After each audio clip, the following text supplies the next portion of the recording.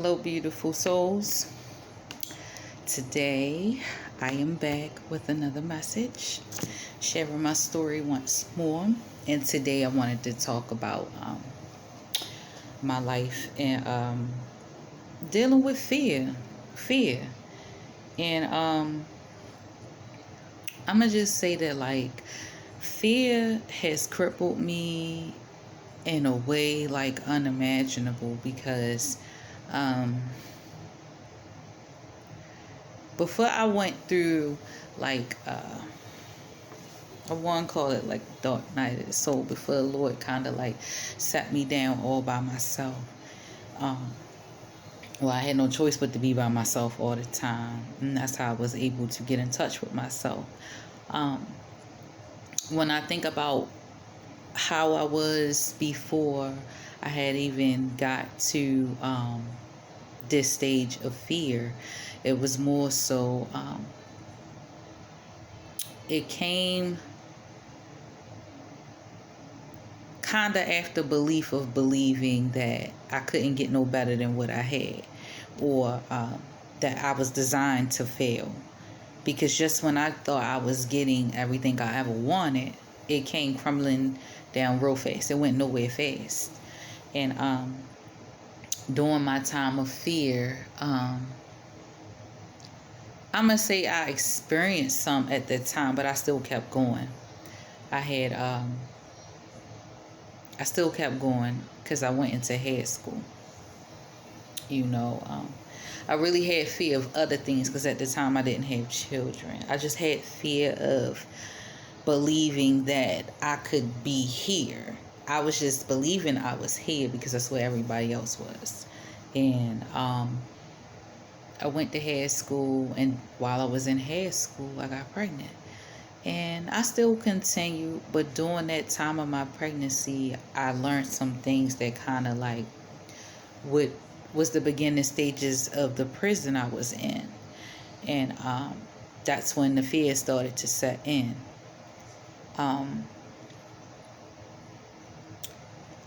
I was scared that I wasn't going to complete something. I was scared that I was going to be like everybody else because I had never been pregnant before, even though I was old enough. But I had already, I would say a year prior, had begun on my journey of bettering myself and following my dreams,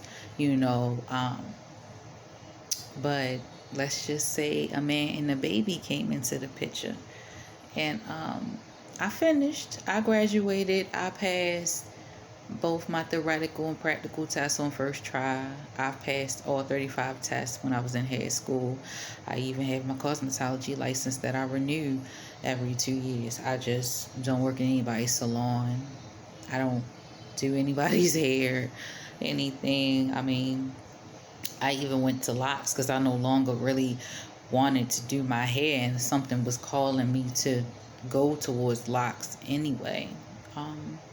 And I've been natural almost since 2012, December 4th, 2012. So being as though I was able to stay that way and enjoy seeing my normal self, because that's a whole nother story. Why I went relaxed. One, because I was pregnant, and because that was the number one reason. And once I left my hair alone, I started to like it, and I've been natural since. And then I've had these locks since February of 2020.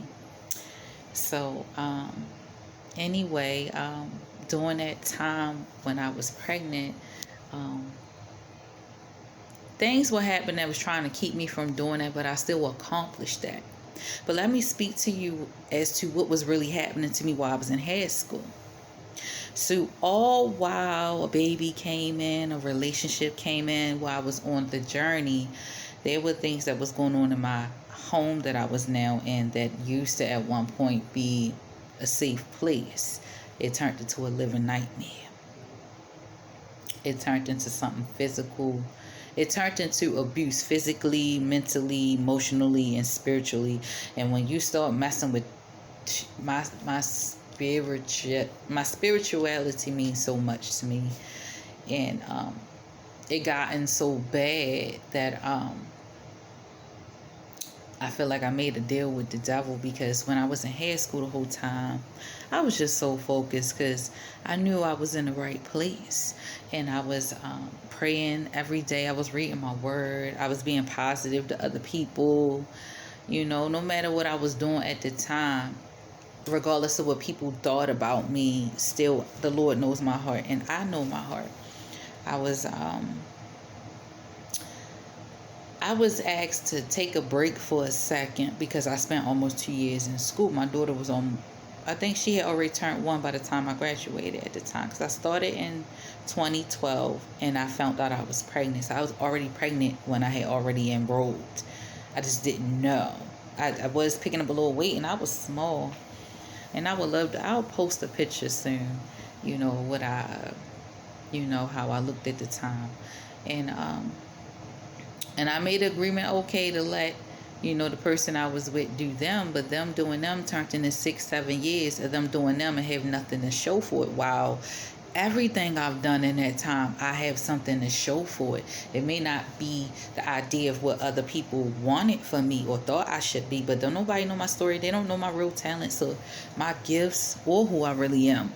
So back on track to the story. Fear started to come in because I started noticing, like, okay, I'm on pause. But while I was on pause and I was already getting ready to start putting in applications to get into other people's salons, I was ready to do my thing because I came from that. I was in a salon before I went to head school. I left it. I cried. I felt it broke my spirit to walk away from it because I had to worry about having somewhere to live. I was really homeless for a little while, to be honest, and I didn't have family, anybody to help me or reach out and give me any place to stay.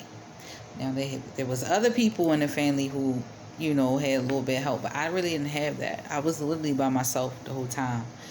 And let me just get back on topic. God was talking to me while I was in high school the whole time. Talking to me every day. It was like the best friendship I ever had. That was the first time I ever noticed God speaking to me, because I was wholeheartedly seeking him the same way I am now.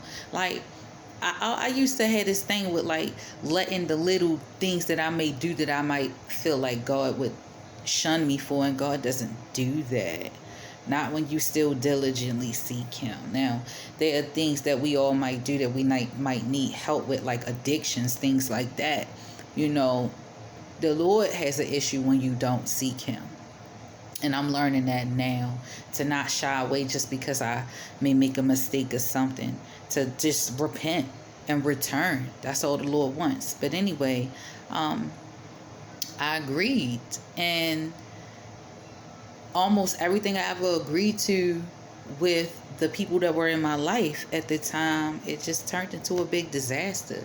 But at the same time, I was in a really bad mental prison because of fear. Fear of believing I couldn't do it on my own. Fear of believing I'm nobody. Fear of believing that no one else would want me. Fear that no one else would like my flaws.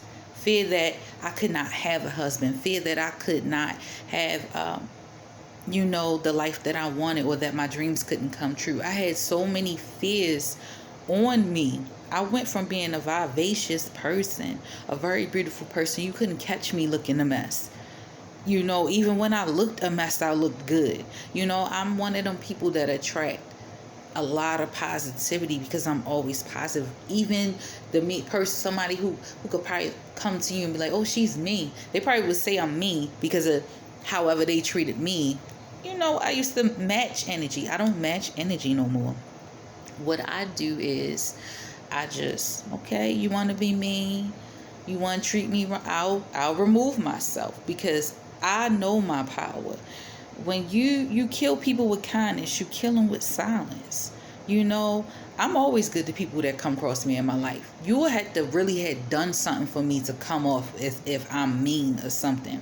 But I don't care to explain that of myself. All I'm speaking on is, in my experience, when I thought I had bliss, when I thought I had happiness, it turned into a nightmare. It turned into something that, it was so many red flags before it had ever led to anything officially. And I ignored them, but I don't ignore my intuition anymore.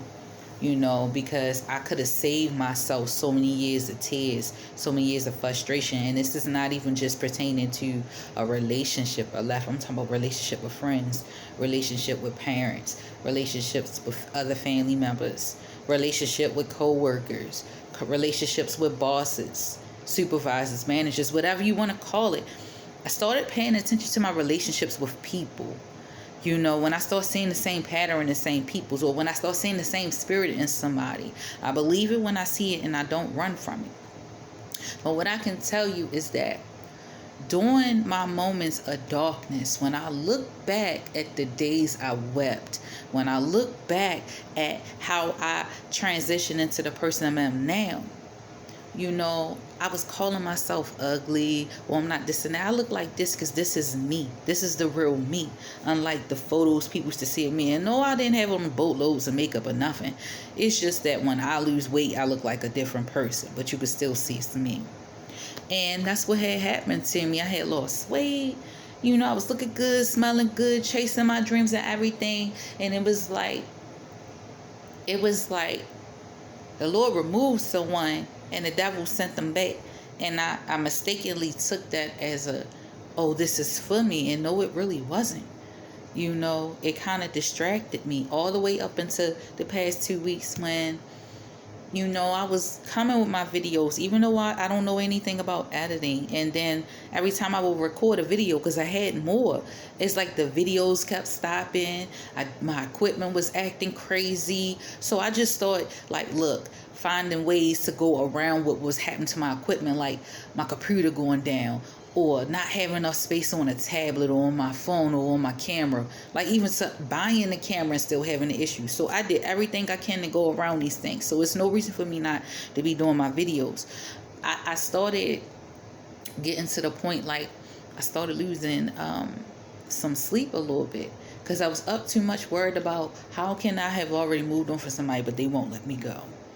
And this is recent, because I was trying to walk you guys through a process, a series of stories that I know will be helpful of the things that I overcome, including this major thing that will keep coming up in videos. But I say all that to say, because I don't have friends.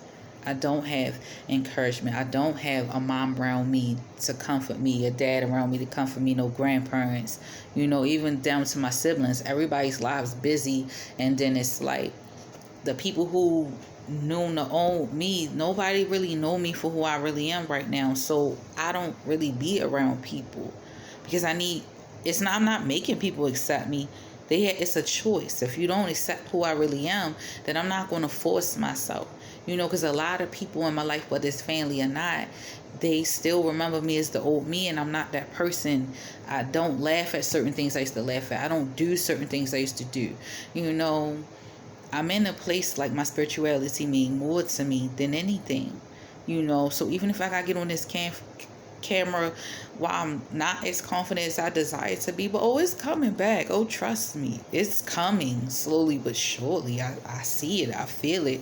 The more confident I'm getting with God and in God and finding peace in God, it's so amazing, so beautiful for me.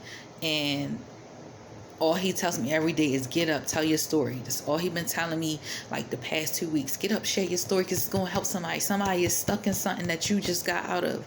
Help them, help them, help them. I was just looking at myself like I had to be this preaching all these words. Read Deuteronomy this and read Matthew that. That's not me. I can teach you from personal experience the things I've been through, and it makes me want to cry, because I've been trying to get to this moment for over a year. I've been trying to get to this moment for over a month. All the way down to, like I said, my videos kept stopping. So when you look at some of my videos, you'll see where 1 minute it might be 17 minutes, then one might make 6 minutes. But I think I fixed the issue by purchasing some things, because I needed space. I need to be able to record as long as I needed to. I'm just saying that what was meant to hurt me, it only fueled my fire. It only made me remember who I am. And what I'm supposed to be doing. I always knew that I was here to help. I always knew that I was here to teach, because I'm always learning. Everything I learned, I've always all my life reach back and share with somebody, because I'm always curious by nature. I feel like life is too precious. It's a lesson whether it hurts or not. And all I can do is reach back out and just talk to people. You know, because like I said, I don't really have that. So my way to release and heal is by making these videos. My way to help you heal is about being vulnerable. You know, I mean, at first, when I first made my first video, I felt a little shaky, you know, but the more I look in this camera and I look at myself speak, it's like speaking to you is speaking to me, you know. Just looking at, I see all the things that I know will probably be imperfect to someone else, but I see all the things that are perfect to me, all the things that God remind me each and every day is perfect to me, you know. And I'm a prime example of what fear would do to you. Fear will have you losing yourself and people. Fear would have you going against yourself, against God. When God tells you something is for you, believe him. The whole time I was taking my practical test, I was messing up on the fingernail and still passed. I passed every part, the blood spilled, every part, the cutting, the relaxer. I just aced it. That was God. You know, I wrote that down in 2008. Lord, I really want to do this and that, but all these things around me, how do I get out of this? Wrote about it.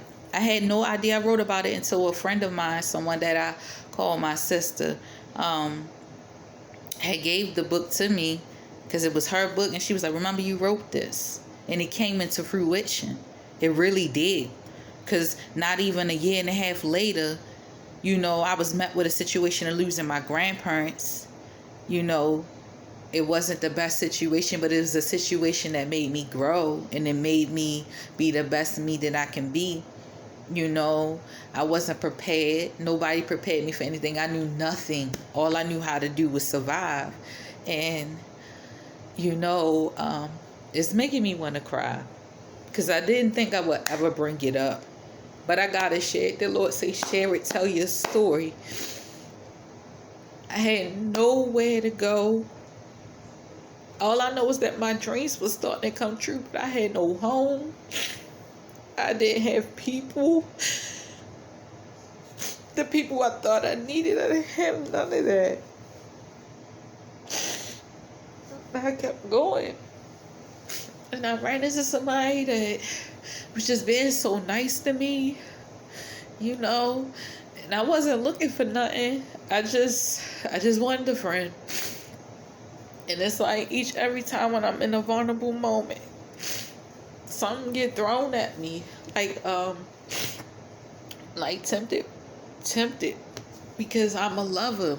All I seek is to give love and to get it in return. And now that I know how it's used, I'm sorry, let me relax. These are real tears, so let me just relax and stop trying to hide that and being vulnerable. You know, I had nobody, but I had things that the nobody people wanted. And I was getting attacked. I was like getting in fights I had nothing to do with. I mean, I was getting attacked all kinds of ways, to the point that I just shut everybody out. I didn't care if I was close to you or not. I just shut everybody out. And still to this day, sometimes it get brought up that, oh, that's because you was in love. That had nothing to do while I was set down alone. The Lord set me down because everybody in my environment was not good for me. Even when I had to sit in one of the most hurtful places because of a choice I made, I was warned not to even go to that. But I had no idea. I mean, I knew I had intuition, but I didn't understand how real it was at the time. I was young. I was like 21. I mean, I was already getting downloads about stuff then, you know, but I didn't understand it the way that I do now. And I just walked right into the arms of one sent. I hate to say it, but by Satan himself. tried to take me out. And this is how when a person ain't for you, when it's red flags before it become anything. Don't ignore those red flags, because I did that. Those red flags wasn't there for nothing. That was God trying to save me years of tears, because I was already broken. I was already vulnerable.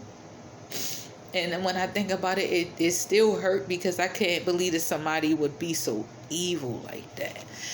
Like, know what type of situation you in, and then, I'm not saying things they didn't feel was real. Yeah, some of it was real. Some of it really was. But they hid it because they are people pleaser, and I'm not. I stand in my truth. I never follow other people. You can ask anybody that ever been friends with me. I ain't no follower. Why you think well, you don't know that, but me and a lot of people have not been friends in years, because I'm not a follower. I don't kiss tail. That's not my thing.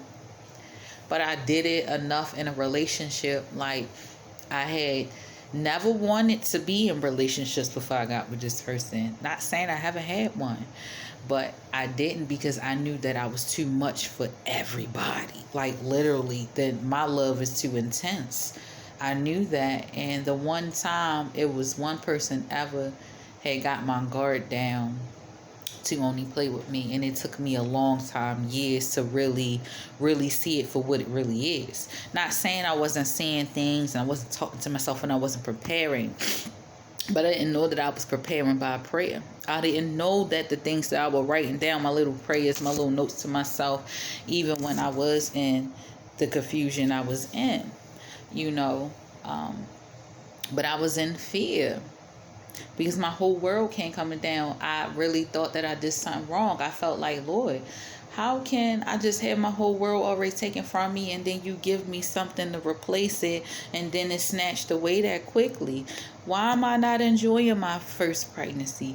Why am I not getting married? It was just so many things going on. I hate to say it. My story is so complex. But the point that I'm trying to make about my story is about the fear part. Because I never used to fear anything. I didn't start experiencing fear until I started dealing with somebody that vibrate on a level way beneath mine. And I'm not saying that I'm better than a person or nothing. I'm talking about, like, when you think about how people think. I'm an intellectual person. I love healthy conversation. I'm not one of the people that like to come with all this gossip and talking bad about people or hating on people. I have conversation that uplifts, and you learn, and you take away something when you come in my presence. But I came around someone that wasn't a giver, they were a taker, and I'm a giver. Like the empath, the narcissist type thing. That's what it was. And it was already too late. I was already in too deep. And that's when the prison was built, the walls. And I wrote a poem about it a couple months ago. I'm going to read it one day. But beyond that fear set in all while I had school and having a kid, and now I have 4. And not only do I have 4 kids, I also graduated and did that.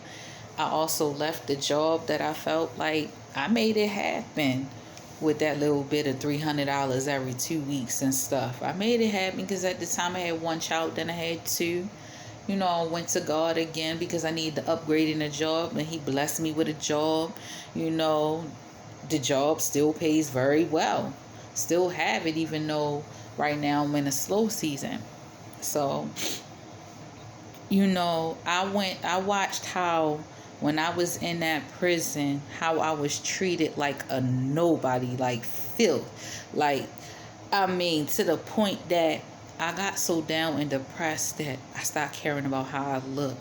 I no longer wanted to be pretty. I no longer wanted anybody to look at me, because I was in shame that, I would be judged for the choice I made. And I made a choice based off of what was being shown to me.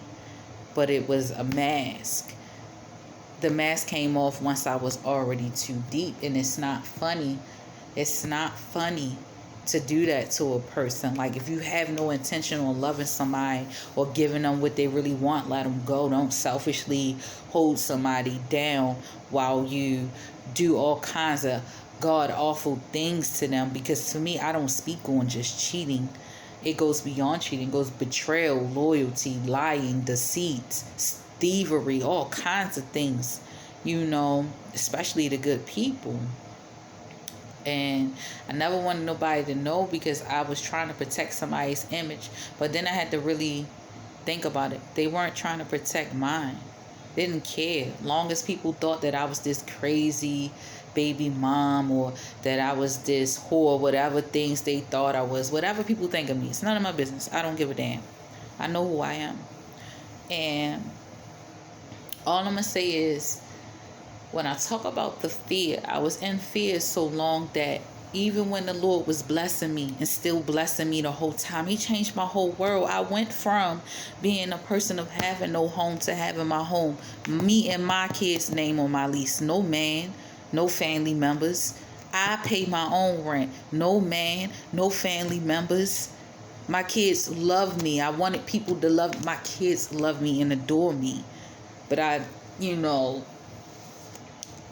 they teach me so much. They teach me how to be happy in the moment, how to enjoy life. Sometimes, like now, I don't clean up. Like, my house always clean, but like if something's out of place, I'm trying to learn now not to be quick to pick it up or make it neat. To just sometimes be in the moment and, hey, let's have a movie day and let's just eat snacks and stuff and popcorn.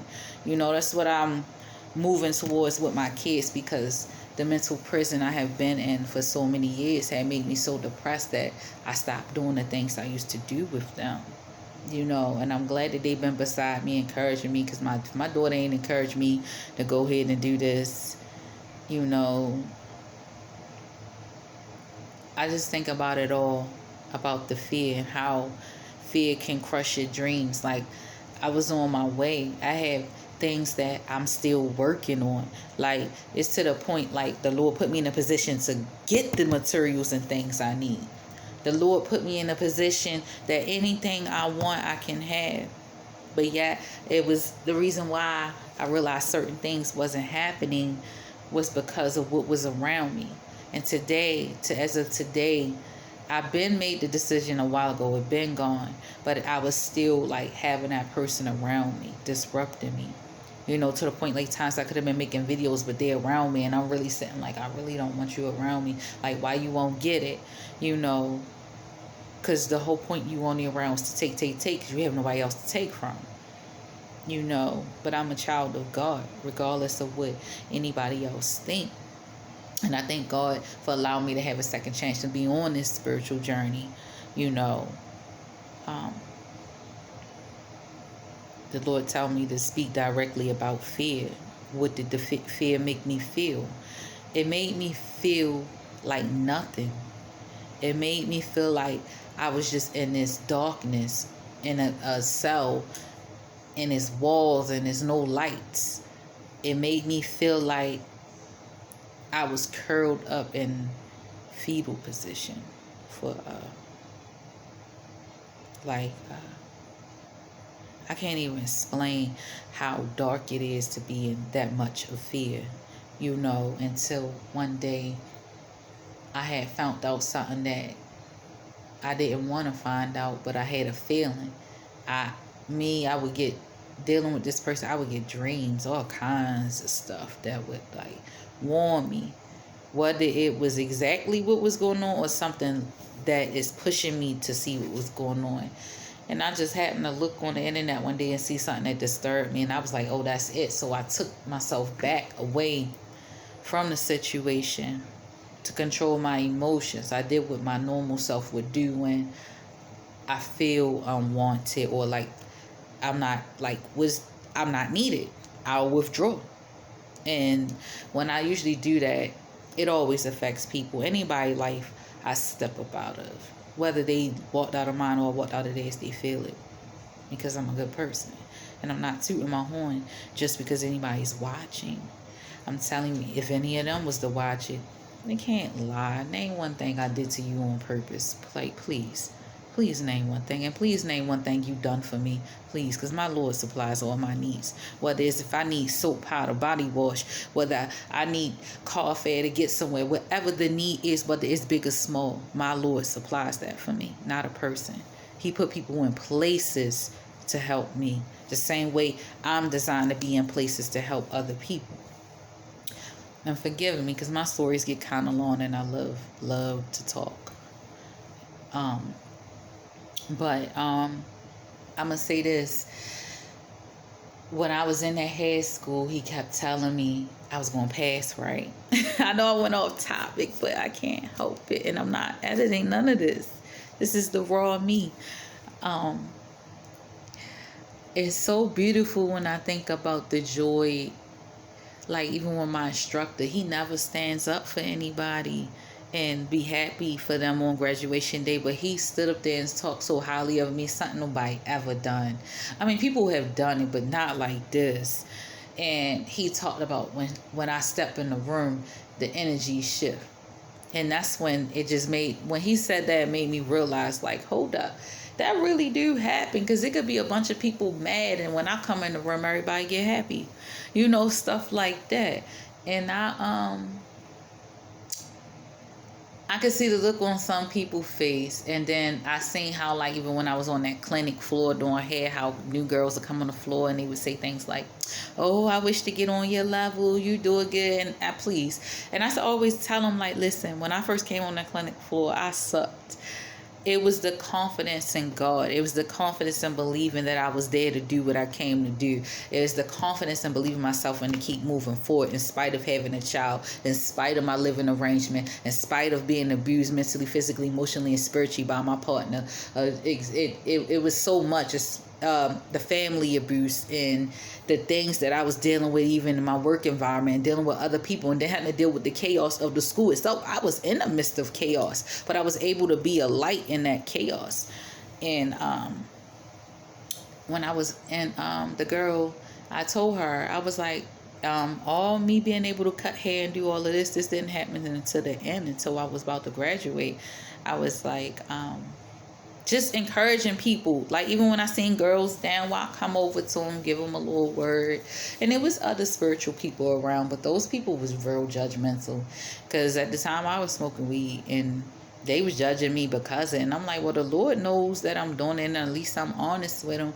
But I was doing it more so because that's what I was doing. But it didn't take the place of saying that I do love God and that I'm changing. It's like everybody got something that they do.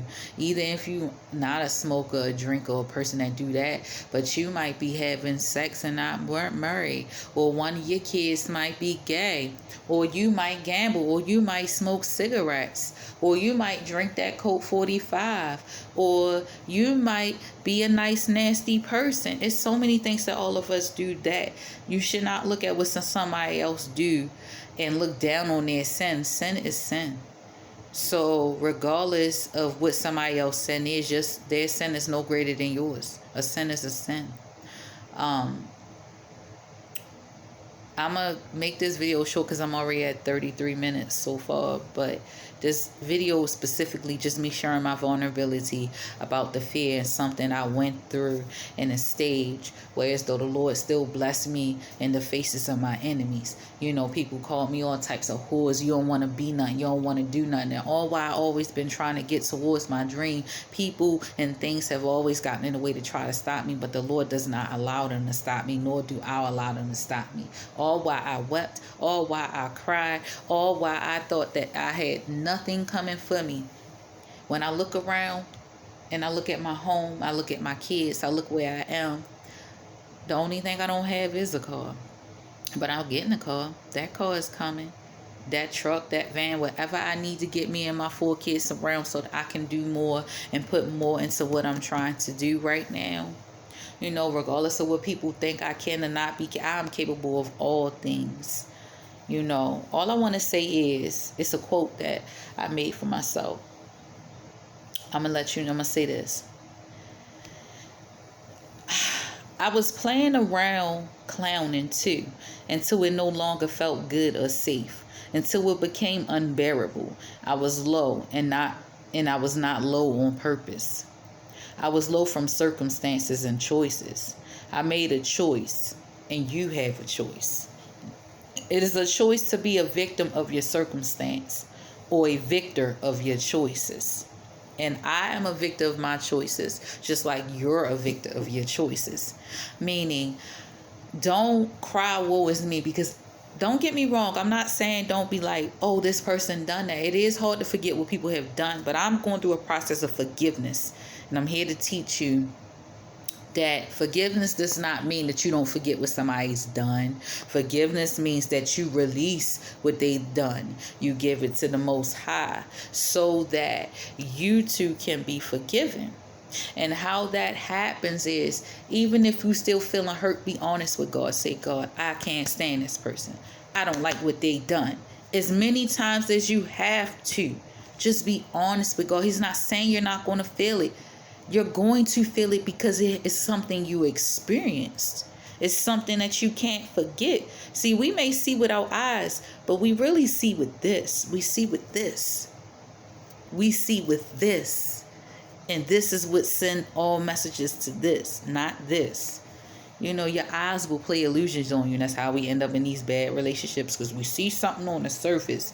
But in here, all this right here and this right here is telling us what really counts with a person. But the illusion is all in here.